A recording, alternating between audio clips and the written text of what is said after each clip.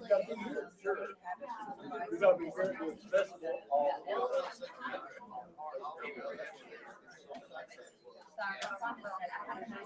Hi, sir. How you doing? There you go.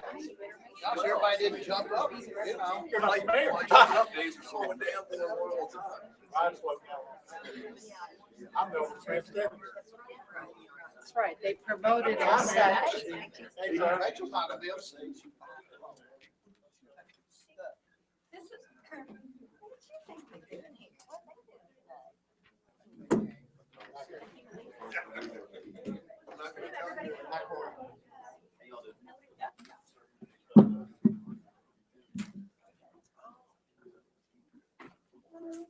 Welcome to the May 18th City Council meeting. Mr. Ship, will open with prayer, please. Pray with me, please. Heavenly Father, thank you for the wonderful day today. Thank you for the opportunities that have been presented to us to live and to raise our families and work in such a beautiful town as we call Elizabethtown. We ask for your continued blessings. We ask that you share your guidance and your wisdom with our council and, of course, our mayor. We ask for your special blessings on all of our first responders that put themselves in danger every day to protect us and to look after us in Elizabethtown.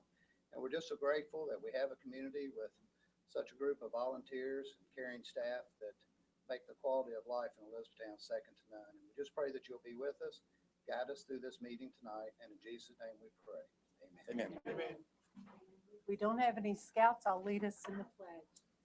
I pledge allegiance to the flag of the United States of America and to the republic for which it stands, one nation, under God, indivisible, with liberty and justice for all.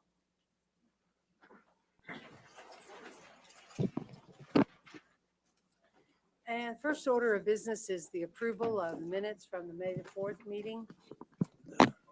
Second. All those in favor? You're right. I did not forget tonight. Nothing to do. I was getting such a hurry. I can't help it. And we have some guests, the Elizabethtown High School government class. Mr. Yates, you want to introduce your class?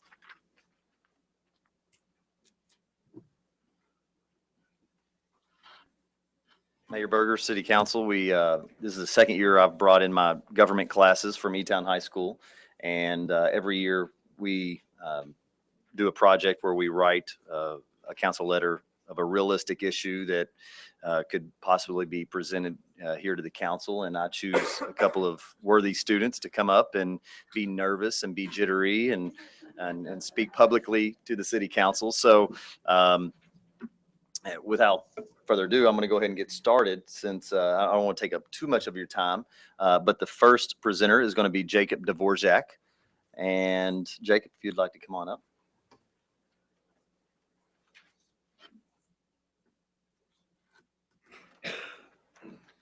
Mayor Berger, City Council, it's really an honor to be here, and I'd like to thank you for giving me the opportunity to come speak today.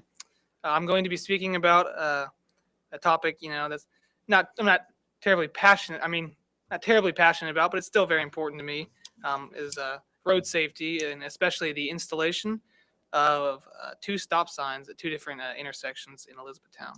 And as a new driver, I know the importance of road safety, as well as how dangerous some roads can be. One of 2 locations for these new stop signs I propose is the intersection of Beach Street and North Miles Street. This intersection is located near the T-Mart and the Domino's down the street from EHS. I find this intersection to be in particular need of a stop sign for a few reasons. Firstly, the speed limit at this intersection is posted at 35, but roughly 200 yards down the road, the speed limit changes to 45. Because of this, many people prematurely accelerate around this intersection, which can lead and has led to accidents. There is a stop sign on Beach Street going on to North Miles, but I feel if there was a stop sign from North Miles, a 4-way stop sign at that intersection, it would help cut down on accidents, because I was actually driving through there last week or so, and I saw an accident at that intersection, and I just feel like this would help cut down on, needless accidents. Also, some people say, well, it's not really a major intersection, major road connecting there, so there's no need for a stop sign. But there is the TKs down that road, and then it also leads to 62. So I feel there's a lot of through traffic there. which in the amount of traffic I feel is enough to warrant a stop sign at that intersection.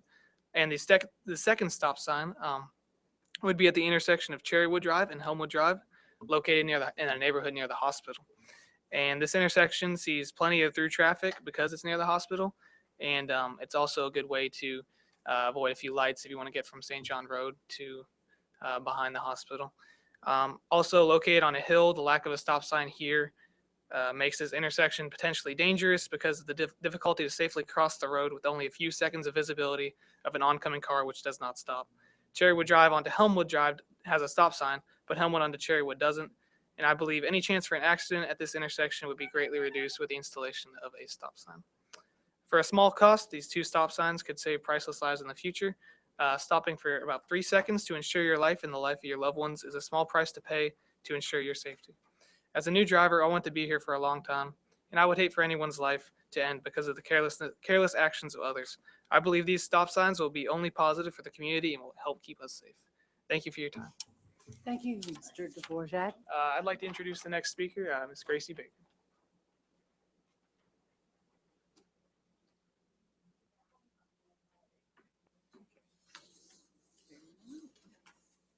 Thank you.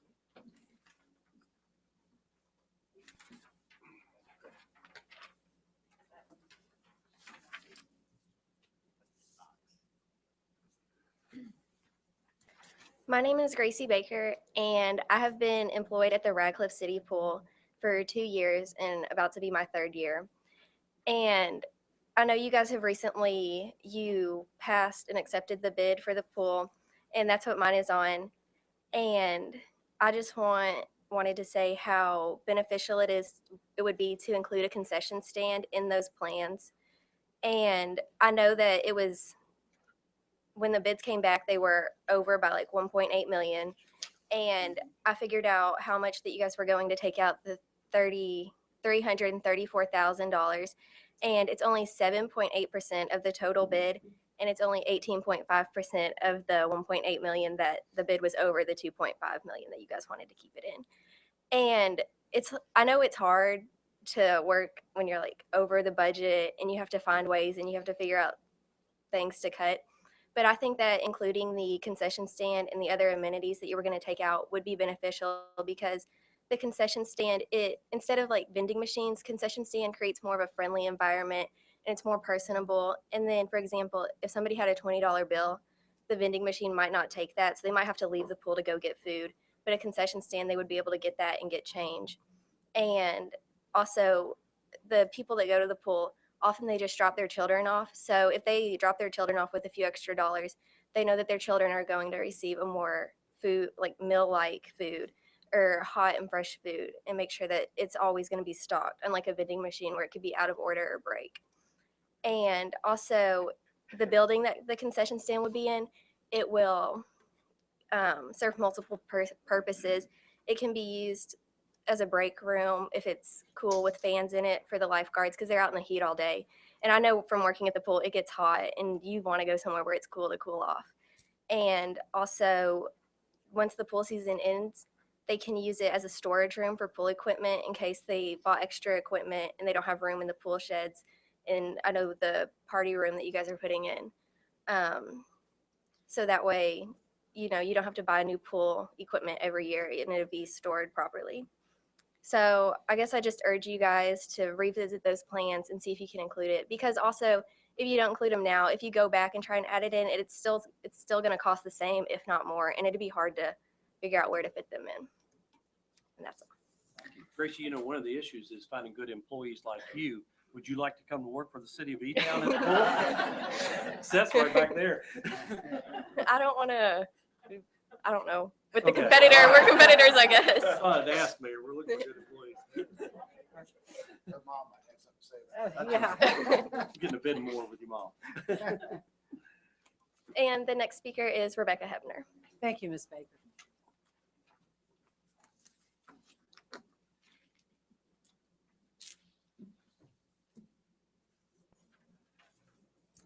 Mayor Berger and the Elizabethtown City Council, my name is Rebecca Hebner, and I'm writing to ask you to request funding to repave and expand the Elizabethtown High School parking lot. During my 2 years as a student driver at this high school, I have witnessed multiple wrecks occur because of the poor condition the parking lot is in. In the front lot, there is barely enough space for one car to pass through, and it is much harder to get through when drivers are not all the way pulled into their parking spot, which they rarely are. I have also come close to getting in many wrecks because drivers have such poor vision when they are trying to leave the school. Repaving and expanding the parking lot would not only make it easier for students to leave the school grounds each day, but the safety of the students would increase greatly. A bigger parking lot would allow students to be more careful and aware of their surroundings during such a busy time of the day. When the benefits greatly outweigh the negatives, it makes sense to request funding to repave and expand the Elizabethtown High School parking lot. Thank you for your time and help. Thank you. And the next speaker is Madeline Vitito.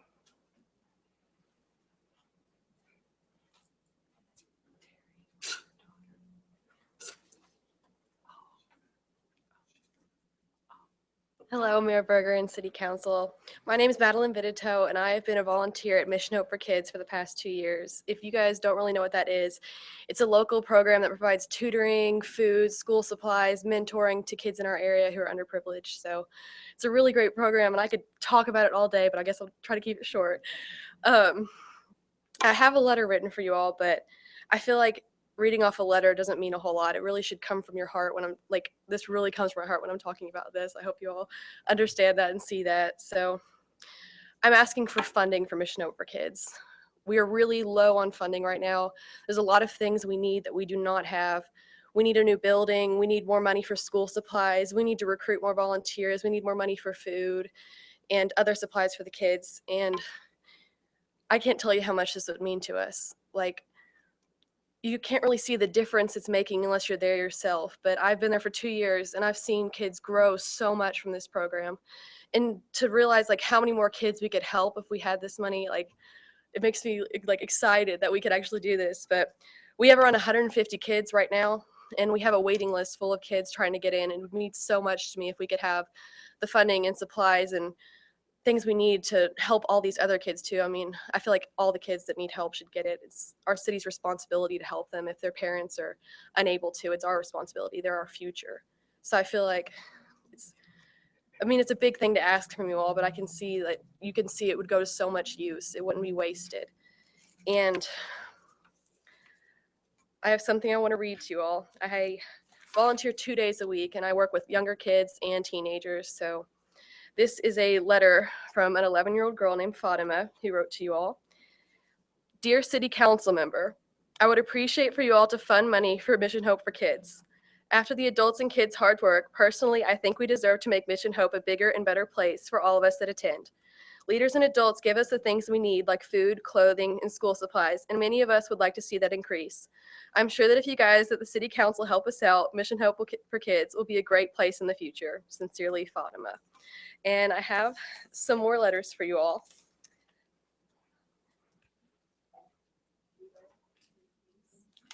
I think I have about 6. You guys can pass them around to each other.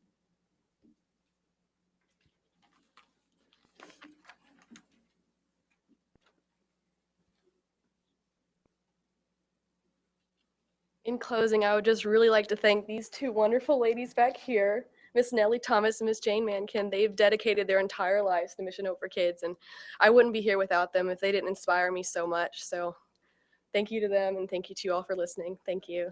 Maddie, where are you all meeting now? What? Where do you meet now? We meet on Bishop Lane in a church's building across from E-Town Donut.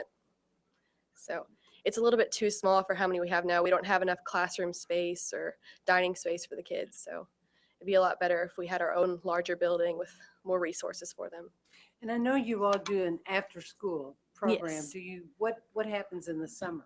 In the summer, we do have summer night programs, and they just get to come and have fun. We feed them dinner, and we do crafts and art projects and work on other stuff. Last summer, we did around the world travels, and we taught them about different countries. So we do that 3 nights a week during the summer. Who sponsors this now? Who's primarily the sponsor? Donations only. Yes. 100% donations. Thank you all. Thank you very much.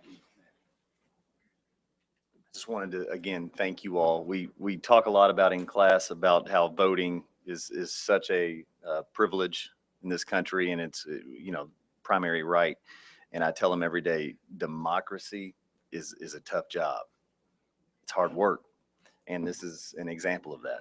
So, and I also explain that allocations of money can only go so far, but I thank you all very much for your time and listening to them.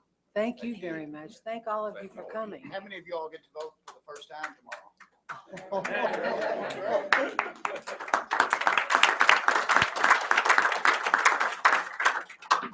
You all gonna stay for the whole meeting? 3 of them are going to a part-time job, so. Good for you. Good, They're excused. good for you. State Theater update. Miss Emily. I'm gonna ask Scott to come up with me. No pressure. Yeah. I tried to see you before the meeting, you had your door closed, so. Okay. Well, I wish I had better news to report today. Unfortunately, this is my first construction project, and Scott assures me that this is pretty standard protocol, but it is taking obviously a little longer than I had hoped for and anticipated for. We sent the sound system project, it publicly bid on Tuesday, April the 21st, and it was the following week that we opened the bids and read them publicly aloud. Scott came over and did that for me, but they came back substantially higher than I was anticipating. The contract was separated into 2 different bids. So there was one bid for the acoustical treatments, which included sound panels on the walls and curtains. It also included some structural rigging that needed to be done in order to hang the speakers. And then the other contract was for the audio portion. You all know what kind of dollars we're working with, and the bids came back almost totaling $300,000. So obviously a little more than what we're doing with. So we're working on the next steps. Anything you want to add there, Scott, about the next steps that we're going to be taking? Sure. Sorry, I wasn't prepared, but I'll, the next steps that we're going to do, we're going to obviously rebid the project because it is an important project. We're going to, the city and Emily and the State Theater Board are going to act as the general contractor. We're going to bid out equipment and materials separate from labor, and then we're going to bid out the labor to install those items, and hopefully that will give us enough savings to get the project up and going. Mm-hmm. Yeah. So I'll let you finish. that's okay. I just wanted him to tell you that's And kind of your where we're initial at. So budget was how much for that? 175,000. Similar to 300 for both the treatment and the. Yes, audio. that was a combined. combined audio. Yes. So do you think, Yeah. Scott, by being, or Emily, either one, do you think serving as your own general contractor, you'll save $125,000? Yeah, I think so. And part of I'll just be very frank. I'm kind of agreeing with Marty's idea of consultants lately. Haven't been impressed yet. So it's not that it was wasted money at all. We got a very good idea of what we need and some good design elements. The consultant that we hired, I think did a really great job as far as designing the acoustic portion of the room. But when it came to audio design, we have some real differences there. So what he spec'd and what was bid on is very different than what I think we need and what we need to have And when you in-house. say that money wasted may not be, it may be a good lesson for the future. Yes, that you might be well yes. spent in that Yeah, regard. absolutely. Yeah. I don't think we wasted the money because we did get a really good report, and we know what we need to do. Mhm. So I don't feel we wasted money. It may be a little bit of time, but not wasted money on the consultant. And the question on if we think we can save that much money, we did approach the 2 low contractors and did value engineering and got the number down to a more reasonable number, just not where we feel it needs to be. So I think by becoming the construction manager or general contractor, some of that overhead goes away and we can save that additional money to get it to where it needs to be. I agree. I don't think it was wasted, but we, again, the lesson from us is that we might have found out we might have jumped too quickly Yeah. into this consulting thing before we looked Yeah. at all the angles. So I think it's Yeah. a good lesson. Yeah. I mean, like I said, as far as acoustics go, I really think he knows what he's doing. Yeah. I'm not questioning No. his ability there at all. It's just the audio design, that we're having some difference of opinion on, so. Okay. Good Oh, luck. Yes, thank you. Just one other thing I want to mention, because I don't think Charlie's on the agenda today, but just make sure, of course, this Saturday, big day. It's Barbecue Blues and Bikes Festival. This is the third annual one of those. It's probably, yes, it is the largest festival that happens downtown and brings about 20 to 25,000 people. So it's a very long day, not just for myself, but hundreds of other volunteers and city workers that it takes to put that on. And we hope that you all come out and support that. And it's a fun day too. So, all right. Thank you. Thank you, Emily. Okay, the third week of May each year is National Public Works Week. This year's theme, Community Begins Here, recognizes there would be no community without the quality of life Public Works provides. And we all rave about our Public Works people all the time, every time they pick a limb up out of our yard, pave the street. So we're proud of you, Don. But we do hereby proclaim the week of May 17th through the 23rd, 2015 as Public Works Week. Okay, we have a second reading of ordinance number 6, 2015, closing the right-of-way of Sandalwood Court. Motion to read the ordinance. So moved. Second. All those in favor? Okay, Mayor, this being a second reading, in summary, this is ordinance number 06, 2015. It's closing the right-of-way known as Sandalwood Court, which we've got described in Exhibits A and B attached to the ordinance, and it's being done at the request of the only abutting property owner, who is RB-5 LLC. This was read the first time on May the 4th, 2015. Thank you, Dee Dee. Motion to adopt the ordinance? Second? Second. Okay, this is a roll call vote, starting with Councilmember Thomas. Yes. Yes. Yes. Yes. Thank you. Okay, municipal order number 19, 2015, authorizing the purchase of one John Deere 5085M utility tractor from Limestone Farm Lawn Worksite per state contract bid in the amount of $43,928.22. Motion to read the order. So moved. Second. All those in favor? At a regular meeting of the City Council of Elizabethtown, Kentucky, held on the date set out below, a motion to read and adopt the following municipal order was duly made, seconded, and approved.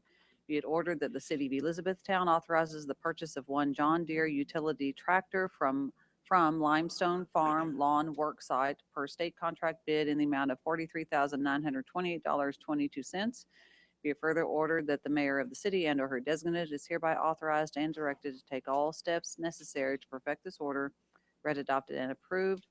This the 18th day of May, 2015. Thank you, Dee Dee. And, motion to adopt. Motion. Second. All those in favor?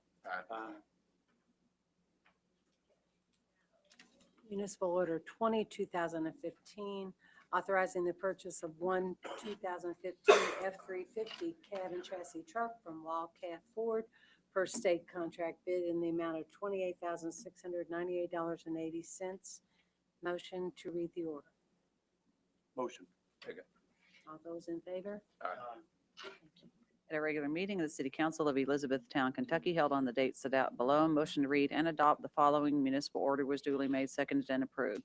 Be it ordered that the City of Elizabethtown authorizes the purchase of one 2015 F-350 cab and chassis truck from Wildcat Glen Ford per state contract bid in the amount of $28,698.80. Be it further ordered that the mayor of the city and/or her designate be and she is hereby authorized and directed to take all steps necessary to perfect this order. Read, adopted, and approved. This is the 18th day of May, 2015. Thank you, Dee Dee. Motion to adopt the order. Second. All those in favor? Aye. Thank you. And both of those were for the Public Works Department. Um, Since it's Public Works Week. Right, thank you. Municipal order number 21, 2015, accepting the bid for one directional boring machine and trailer from Ditch Witch Mid-States in the amount of $82,553.76. This is for the gas department. Motion to read the order. Second. All those in favor? At a regular meeting of the City Council of Elizabethtown, Kentucky, held on the date set out below, a motion to read and adopt the following municipal order was duly made, seconded, and approved. Be it ordered that the City of Elizabethtown accepts the bid for one directional boring machine and trailer from Ditch Witch Mid-States in the amount of $82,553.76. Be it further ordered that the mayor of the city and/or her designate be and she is hereby authorized and directed to take all steps necessary to perfect this order. Read, adopted, and approved this the 18th day of May, 2015. Thank you. Motion to adopt the order. So moved. All those in favor? Aye. Thank you. Okay, municipal order number 22, 2015, authorizing a contract with Lumen Miller Appraisal Company for appraisal services in the amount of $750 per occupied structure and $500 per vacant lot for the Haycraft Neighborhood Action Plan. Motion to read the order. Motion. All those in favor? Aye. Whereas the City of Elizabethtown desires to make improvements to the Haycraft neighborhood, and whereas the City of Elizabethtown has developed an annual action plan outlining activities to be performed in the neighborhood in accordance with the HUD guidelines under the CDBG program. The purchase of property is an eligible activity noted in the city's action plan. And whereas the City of Elizabethtown solicited numerous firms for the performance of property appraisal services for property purchases in the neighborhood, now be it ordered by the Elizabethtown City Council that the city enter into a contract with Lumen Miller Appraisal Company to perform these professional appraisal services in the amount of $750 per occupied structure and $500 per vacant lot. Be it further ordered that the mayor or her designate is hereby authorized to sign any and all contracts and other documents to utilize these professional services until the completion of the property acquisition program for the neighborhood is completed. Read, adopted, and approved this the 18th day of May, 2015. Motion to adopt the order. So moved. Second. All those in favor? Aye. Thank you. Okay, under our informational items, there will be a municipal aid public hearing Friday, May the 22nd at 9 a.m. in the council chambers. We will not meet next Monday because of Memorial Day. We will meet on Tuesday for work session. Now, let me tell you about this weekend.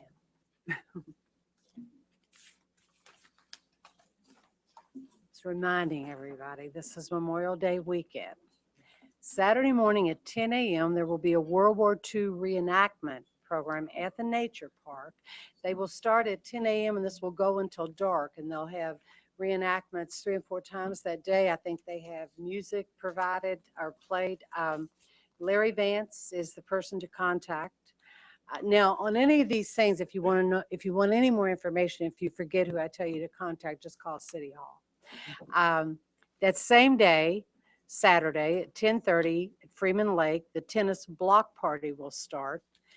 Bo O'Brien is in charge of that. And then, of course, downtown at 12 o'clock, the barbecue, blues, and bikes. And this is being done by the Heritage Council along with the State Theater and the Brown Pusey House. And this will go from noon until 10 o'clock Saturday night. Okay, Sunday, you're all free to worship. Monday at 11 a.m. Memorial Day activities will be at the American Legion Park. This is being sponsored by the American Legion Post number 113. At 1 p.m., the Elizabethtown Paddlers Association will have a ribbon cutting, and they will launch. This will be the first handicapped accessible canoe and kayak launch in the state of Kentucky. And this will be, everybody knows, at Freeman Lake Park. Matt Deneen is the point of contact there. At 2 p.m., There is an Eagle Scout ceremony at Freeman Lake Park. The point of contact is Anderson McKiernan. McKiernan. Okay, so you have plenty to do all weekend and have a wonderful Memorial Day weekend. And I now need a motion to close the meeting to A, conduct deliberation on future acquisition or sale of real property by the city, and B, to discuss the general nature of existing and possible litigation by the city. Motion. All those in favor? Aye. None opposed. Thank you.